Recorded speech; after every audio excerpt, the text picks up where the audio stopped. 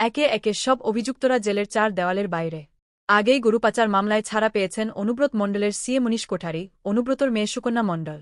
আর এবার জেলমুক্তি হল খোদ বীরভূম জেলা তৃণমূল সভাপতি অনুব্রত মণ্ডলের এনগ্রেরে মণ্ডল। তাকে গরু পাচার মামলার মূল অভিযুক্ত বলে দাবি করেছিল সিবিআই।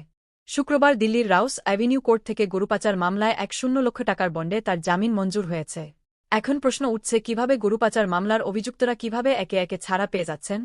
আগেই জমা পড়েছে চার্জশিট, তবে তারপরও কেন এত দেরি হচ্ছে?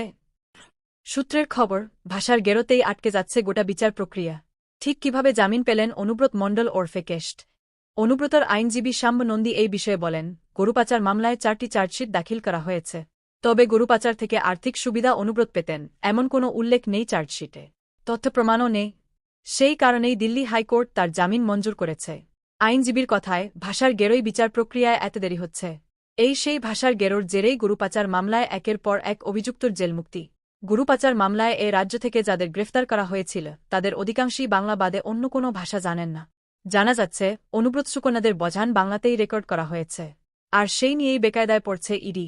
হাজার হাজার পাতার বয়ান বাংলা থেকে ইংরেজিতে অনুবাদ করা কম কথা নয়। প্রচুর সময় দরকার তার জন্য। এখনও সমস্ত বয়ান অনুবাদ করা সম্ভব হয়নি। ফলে বয়ানের কপি এখনও পর্যন্ত হাতে না আসায় মূল মামলার ট্রায়াল শুরু করা যাচ্ছে না।